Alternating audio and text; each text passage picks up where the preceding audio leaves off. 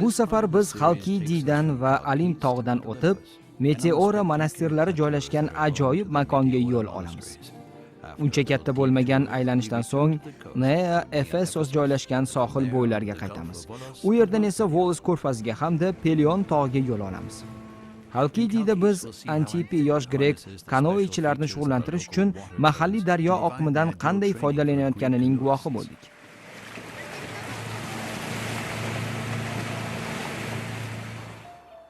Meteora hududida biz baland qoyada joylashgan Varlam monastiriga chiqdik. Abbot Benediktus bizga arqon chig'irdan foydalanib, monastirga kirish yo'lini ko'rsatdi. Meteora monastirlari etagidagi Kalambakada biz Xristosni uchratamiz. U avliyo Georgiy tavallud kunida tik nishablikka chiqib, tarki dunyochilar g'origa o'z sevgilisi uchun ro'molcha osishni kanda qilmaydi. Georgis esa avliyo Georgiy tavallud kunida asrlar davomida jismoniy shaxslarga otli bo'lish taqiqlangan joyda otlar ishtirokida marosim o'tkazadi. Katerina Nikolaus esa bizni Tsipora ichish san'ati bilan tanishtiradi. Odatda valosliklar bu mahalliy ichimlikni dengiz mahsulotlari bilan birga iste'mol qiladi.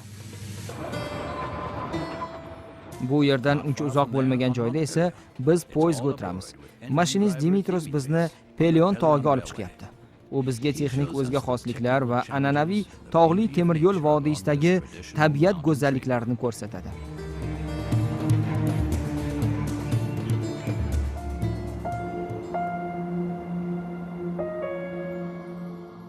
Markaziy Gretsiyaning sharqiy sohillari bilan uzun kimsasiz Eubeya oroli o'rtasida ikkita katta ko'rfaz joylashgan. Bu ko'rfazlar Xalkidi yaqinida mayda suv yo'li bilan jahondagi eng tor Evri bo'g'ozi orqali bog'langan. Ko'rfazlarning ikki qismi ikkita ulkan vannaga o'xshaydi. Bu vannalarda suvning ko'tarilishini osongina sezsa bo'ladi. Shuning uchun bo'g'ozda ancha kuchli oqim paydo bo'ladi.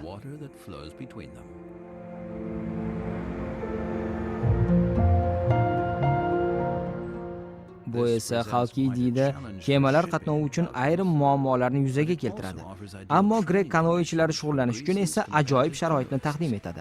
Antipi Sikrioti bu yerda milliy terma jamoaning yosh umidli nomzodlarini shug'ullantiradi. Bolalar, hozir mana bu tomon bo'ylab yuring. Markazdan uzoqroq suzing. U yerda oqim tez. Ildamroq bo'ling. Bo'la qolinglar. Qani? Juda soz.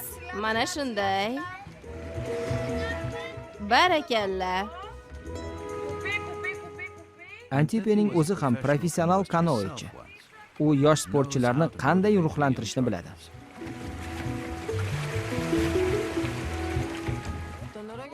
Suv bu mening hayotim, ishim. Yoshgina bolaligimdan u bilan do'stman. Men asli Egey orollaridan biri Xeosda tug'ilganman.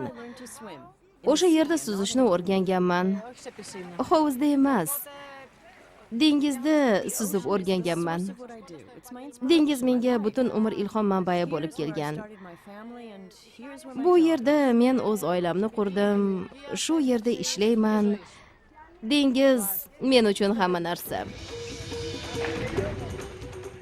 Evri bo'g'ozidagi suv oqimidan kanoechilar milliy jamoadagi professional sportchilar mashg'ulot o'tkazish uchun foydalanishadi. Gretsiyada tog' daryolari bor. Ammo yilning ba'zi vaqtlarida bu daryolar suvi qurib qoladi. Shunda biz mashg'ulot o'tkazish uchun ulardan foydalana olmaymiz. Xorijlik tashabbuskorlar, ya'ni sportning ushbu turiga qiziqadiganlar bizning qayerda shug'ullanayotganimizni ko'rib hayron qolishadi. Chunki ularga bizning bu boradagi muvaffaqiyatlarimiz yaxshi ma'lum. Ular sizlarda mashg'ulot o'tkazish uchun eng yaxshi imkoniyat mavjud ekan deyshadi. Lekin bizda suv oqimi yuboriladigan maxsus mashg'ulot maydoni yo'q. Xorijdagi kabi o'ta zamonaviy moslamalar ham yo'q. Bizga har kuni mana shu sehrli sayozlikda shug'ullanishning o'zi kifoya qiladi. 6 yoshdan boshlab bolalar va 30 yoshgacha bo'lgan o'smirlar bu yerda o'zi yoqtirgan sport turi bo'yicha shug'ullanish va musobaqaga tayyorlanish imkoniga ega bo'lishadi. Evri bo'g'ozdagi tabiiy oqim xorijdagi yuqori texnologiyali sun'iy suv havzalari bilan bemalol raqobatlashishi mumkin.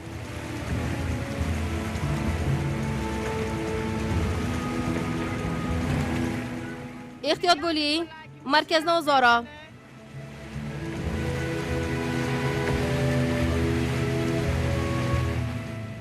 Men Xalkidida yashayman va ertalab uyg'onishim bilan dengizni ko'raman.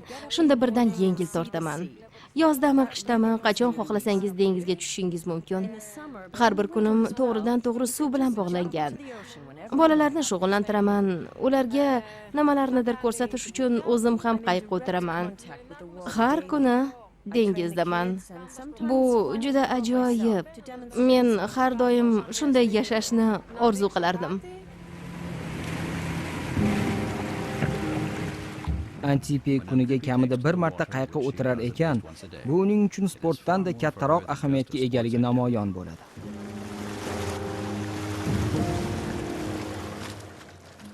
Men suv bilan gaplashaman. Undan zavq olaman. Suv menga jasorat beradi. U sizga shunday yoqimli hissiyot tortiq etadiki, kun bo'yi bu hissiyot sizni tark etmaydi.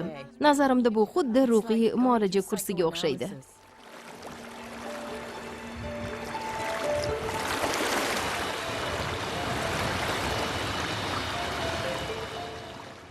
Har 6 soatda ajoyib muntazamlik bilan Evri bo'g'ozidagi kuchli oqim yo'nalishini o'zgartiradi. Faqat oy to'lishi oldidan suvning ko'tarilishi ancha tartibsiz bo'lib ketadi. Suv sport ishqibozlari oqim holatiga qarab ish ko'rishlari mumkin.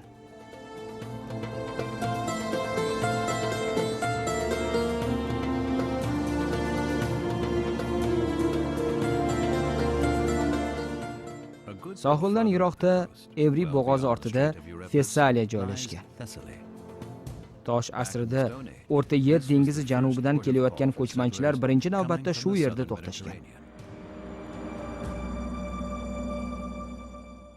Aynan mana shu yerda mashhur nishon qad rostlab turibdi. Nafaqat bu yerda, balki butun Gretsiyada eng balandi Alim tog'idir. Uning cho'qqisini deyarli butun yil bo'yi quyuq bulutlar qoplab oladi. Alim muqaddas joy degan ma'noni bildiradi. Qadimgi Yunon asotiriga ko'ra, Panteonning 12 ta bosh ma'budi bulutlardan ham baland bo'lgan cho'qqida yashar emish.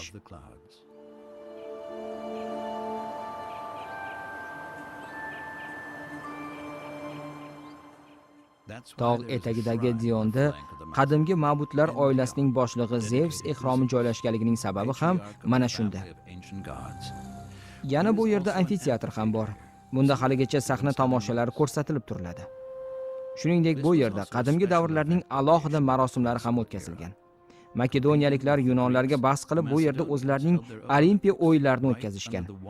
Makedoniyaliklarning g'ururi bilan biz bu o'yinlarni ma'budlarning qat'iy kuzatuvi ostida o'tkazganmiz deyshadi.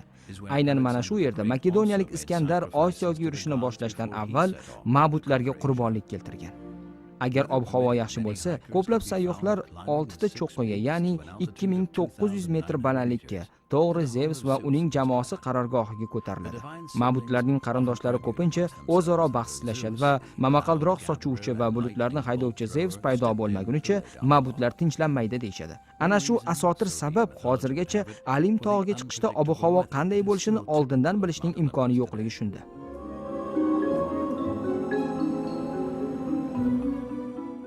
Ochiq havo hamda ajoyib manzara fonida Alimdan biz navbatdagi borar manzilimizni belgilab olamiz. Meteora hududi. Bu joy tik qoyalardagi monastirlari bilan barchaga ma'lum. Geologiya tarixida million yillar davomida faqat mana bu ulkan tabiiy ustunlar yuksalib turibdi. Bu yerda qachonlardir qad rostlagan 23 ta monastirdan hozirda faqat 4 tasiga rohiblar ko'chib kirishgan. Eng haybatli tik qoyalardan birining etagida Kalambaka shahri joylashgan. Ushbu mo'jaz shaharda 8000 odam yashaydi. Undagi farovonlik esa monastirlar tarixi bilan chambarchas bog'liq. Shuningdek, bozor ham rohiblarning asosiy ta'minotchisi hisoblanadi. Hozirgi paytda monastirlar mahalliy oziq-ovqat mahsulotlari bilan ta'minlamoqda. Ilgarigi vaqtlarda ular faqat xayr va ehsonga umid bog'lar edi. Tik qoyalarda kerakli mahsulotlarni o'zlari yetishtirardi.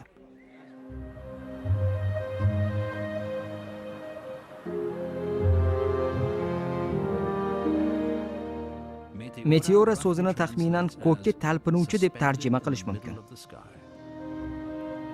Ilgarigi vaqtlarda, ya'ni qariyb 1000 yil avval 500 metr balandlikdagi ushbu monastirga chiqish qiyin bo'lganligini hozir tasavvur qilish oson. Balandlikda rohiblar hayoti ham juda mashaqqatli bo'lganligi ayon.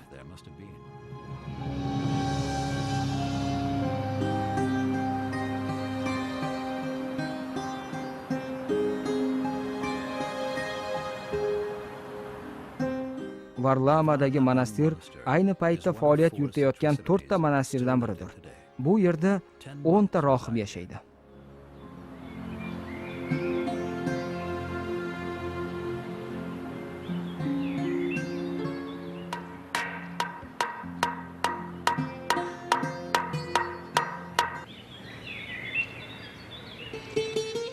Ilgarigi vaqtlarda rohiblar o'zlarini boqish uchun bu balandlikda dehqonchilik ham qilishgan. Ularning ehtiyoji uchun faqat eng zarur mahsulotlarni yetishtirish kifoya qilgan.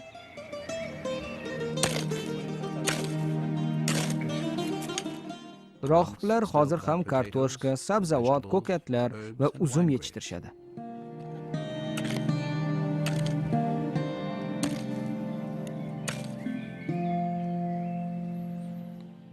Hatto ilgarigi vaqtlarda ham vodiyning xudojo'y odamlari ularga asosiy oziq-ovqat mahsulotlarini ehson qilib turishgan. Bu mahsulotlarni yuqoriga olib chiqish uchun esa rohiblar chig'irdan foydalanishgan. Deyarli 90 yil avval arqon chig'ir rohiblarning o'zi yuqoriga ko'tarilishi uchun ham yagona vosita bo'lgan. Chiqayotganda boshi aylanib ketishdan saqlanish uchun Xudoga yolvorib iltijo qilishgan. Ulardan ko'pchiligi ilgari monastirga chiqishning boshqa yo'li bo'lmaganligi uchun bu osma arqon chig'irdan qo'rqishgan. Ammo boshqa iloji yo'q edi. Binobarin hech qanday ko'ngilsiz voqea ro'y bermagan.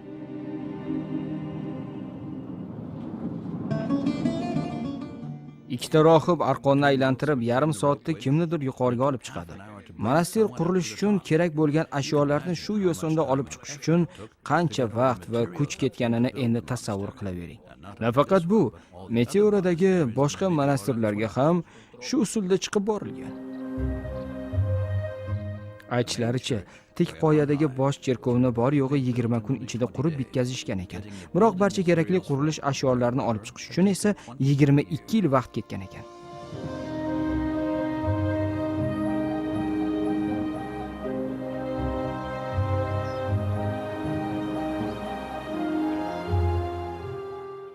Yillar o'tib yo'l qurildi. Hozir avtobuslar to'g'ri tik qoya etagiga olib boradi. Piyodalar yuradigan ko'priklar qurildi. Qoyaga 130 ta zina o'yishdi. O'shandan keyin Varlamdagi monastirga kirish ancha oson bo'lib qoldi.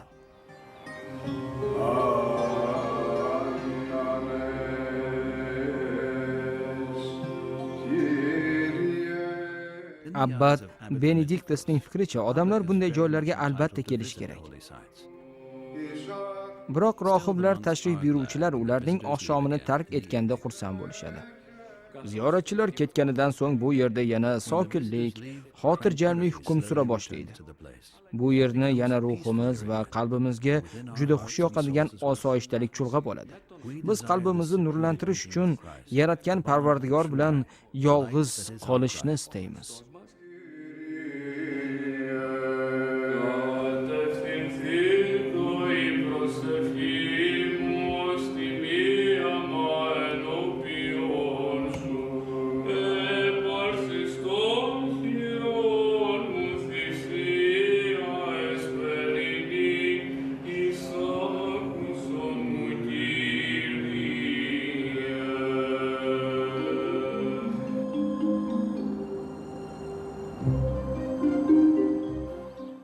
Monastirlar tog'i Meteora etagida Kastraki qishlog'i joylashgan.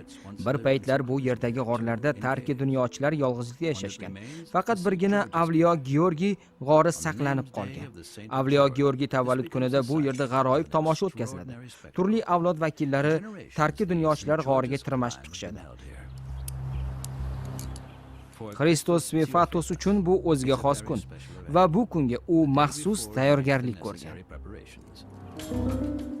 Kristos tik devorga tirmashib, ertasi kuni alpinistlar yo'lini osonlashtirish uchun ehtiyot shart o'rnatiladigan sim arqonni mahkamlab kelmoqchi. Dastlabki 1 metrga u xavfsizlik vositasisiz ko'tarildi. Keyin u xavfsizlik arqoni qotiriladigan ilk halqagacha yetib bordi.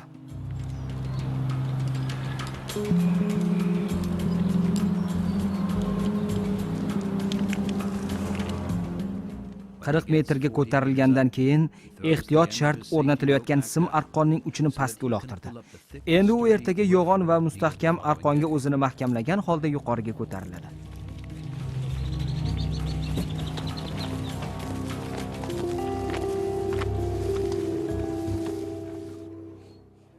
Bu paytda boshqalar tik qoya etagidagi ibodatxonani bezashmoqda. Bayram tadbiriga bir necha yuzlab odamlar kelishadi.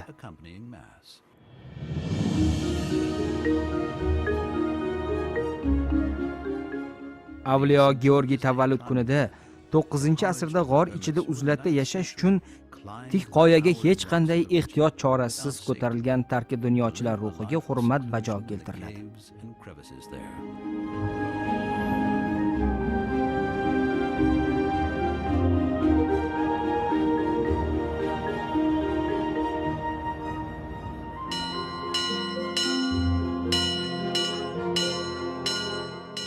Nihoyat Avliyo Georgiy tavallud kuni yetib keldi. Butun qishloq ahli barvaqt uyg'ondi. Jumladan Kristos va uning qallig'i Mariya ham.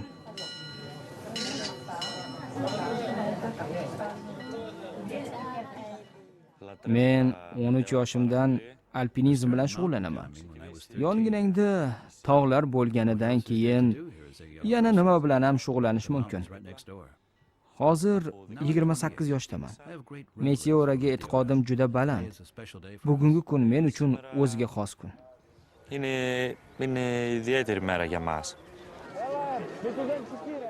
Alpinistlar tog' etagiga to'planishgach, hammaning kayfiyati ko'tarildi.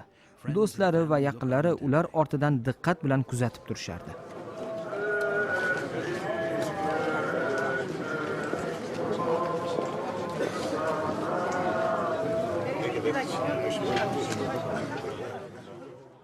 Bir vaqtning o'zida diniy marosim va sport tadbiriga so'nggi tayyorgarlik ishlari ketayotgan edi. Mana ular mashaqqatli ko'tarilishni amalga oshiryapti. Alpinistlar orasida ushbu bayramning har yili yuqoriga chiqishga intiladigan faxriylarga ham duch kelasiz. Bugun ular yana qo'rquvni yengib, tik qoyaga ko'tarilish bo'yicha o'zini sinab ko'rmoqda. Yillar o'tgani sari tobora kuchdan qolsa ham o'z irodasini sinashda davom etmoqda.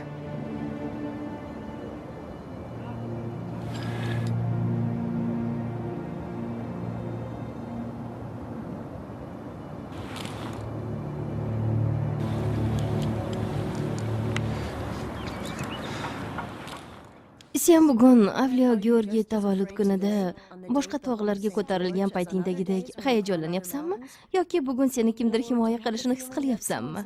Xo'sh.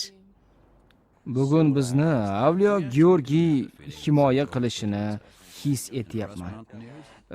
Shuning uchun biz alpinistlarga bu yerni zabt etish aslo qiyin emas.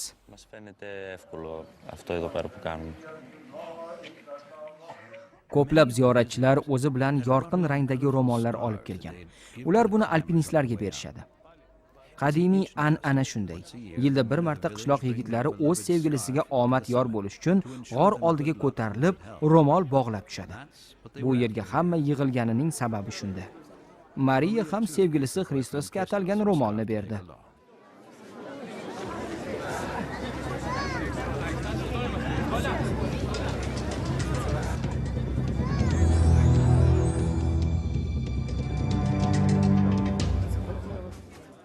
Kristos qoya tepasidagi manzarani Mariya uchun tasvirga muhrlash niyatida boshiga suv ostiga mo'ljallangan kamerani taqdi.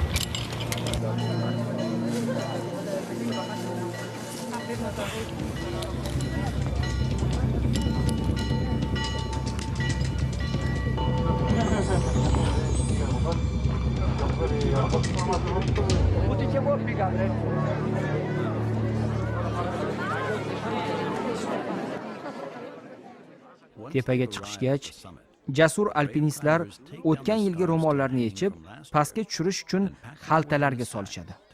Bu ham har yili bo'ladigan diniy marosimning bir qismi hisoblanadi.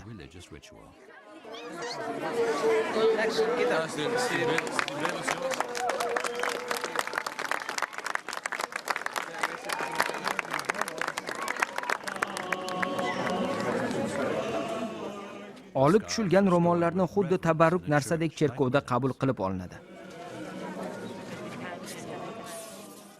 Ayrimlar ularni bo'laklarga ajratib, bayram ishtirokchilariga tarqatadi.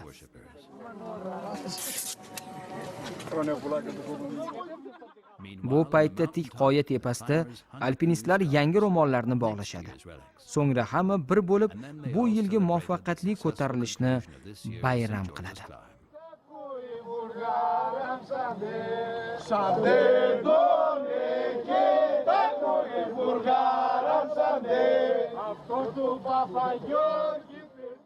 Bu kunda o'zimni odatdagidan kuchli his qilaman. Hatto buni tasvirlab ham bera olmayman. O'ziga xos kun bu. Film jak szkursty marafty.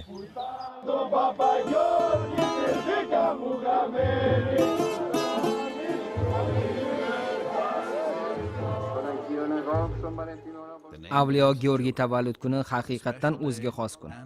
Grek pravoslav cherkovlari taqvimida bu muqaddas kun hisoblanadi. Kastrakida yana bir noan'anaviy va nozik marosim bor.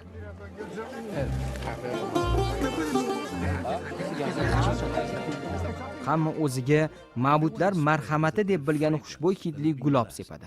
Kimdir buning uchun xayri ehson ham qiladi.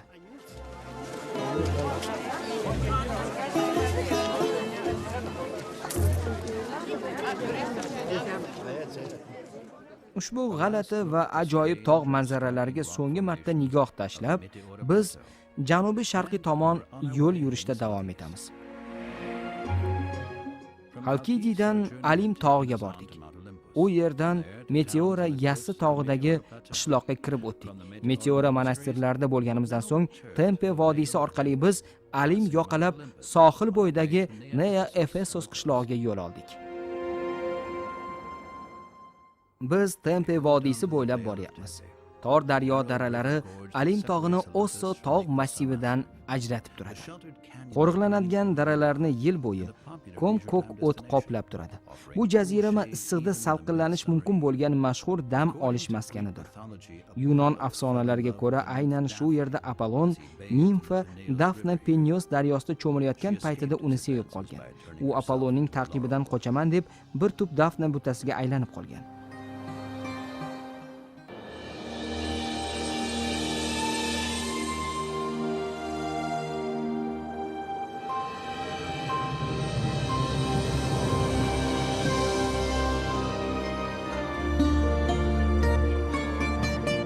Film Dunyo bo'ylab telekanalida o'zbek tiliga o'girildi.